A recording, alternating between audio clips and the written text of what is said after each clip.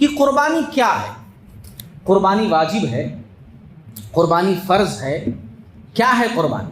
تو اس کا صحیح جواب ہے کہ قربانی سنت موقدہ ہے، یعنی ایک ایسی سنت ہے جسے پیارے نبی صلی اللہ علیہ وسلم نے ہمیشہ جو ہے کیا ہے، برابر کیا ہے۔ حدیث ہے آپ صلی اللہ علیہ وسلم مدینہ آئے، 10 سال رہے، برابر قربانی کرتے رہے۔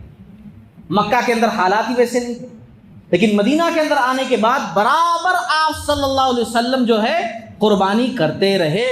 اس سے ایک بات معلوم ہوئی کہ اگر کوئی شخص یہ اعتراض کرے کہ نہیں قربانی خالی حاجیوں کے لیے، یہ فالتو میں لوگ یہاں بیٹھ کر کرتے ہیں، تو اس کی بات غلط ہوگی، کیونکہ پیارے نبی صلی اللہ علیہ وسلم مدینہ کے اندر رہتے ہوئے قربانی کرتے تھے۔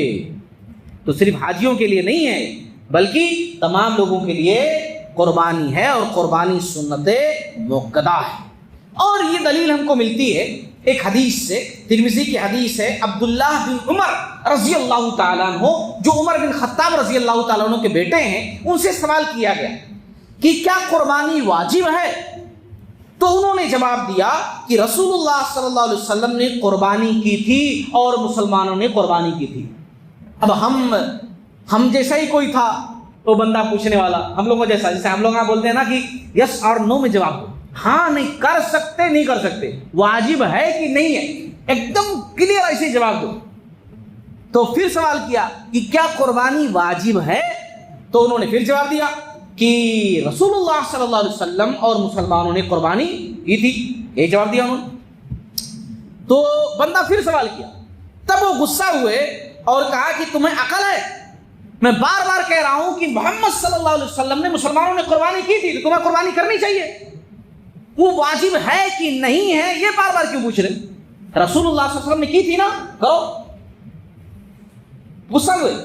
اور امام ترمذی رحمۃ اللہ علیہ نے اس حدیث کو ذکر کرنے کے بعد کہا ہے اسی لیے یہ جو ہے مستحب عمل ہے اور سنت موقدہ ہے۔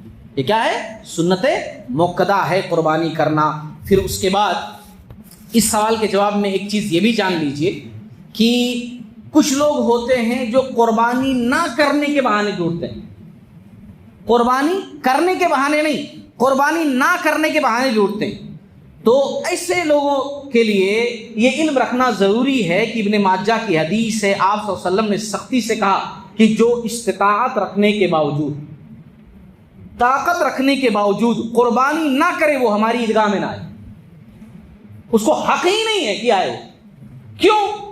یہ چھوٹی بات نہیں ہے بھائی، ہماری اصل میں 2 عیدیں ہی ہیں، ایک عید الفطر، ایک عید الاضحیٰ۔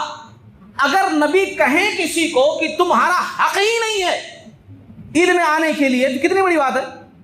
اب ایک مسلمان اگر واقعی میں سچے مانو مسلمان ہے تو کٹ مرنے کی بات ہے اس کے لیے، لیکن لائٹ کوئی بات نہیں، بس جان دو، تو پھر اس کے لیے تو کچھ بھی ہو جائے کیا فرق پڑتا ہے؟ اذا لم تستحی فاصنع ما شئت، جب شرم و حیا آدمی سے مٹ جائے تو پھر جو چاہے کرے، کیا فرق پڑتا ہے؟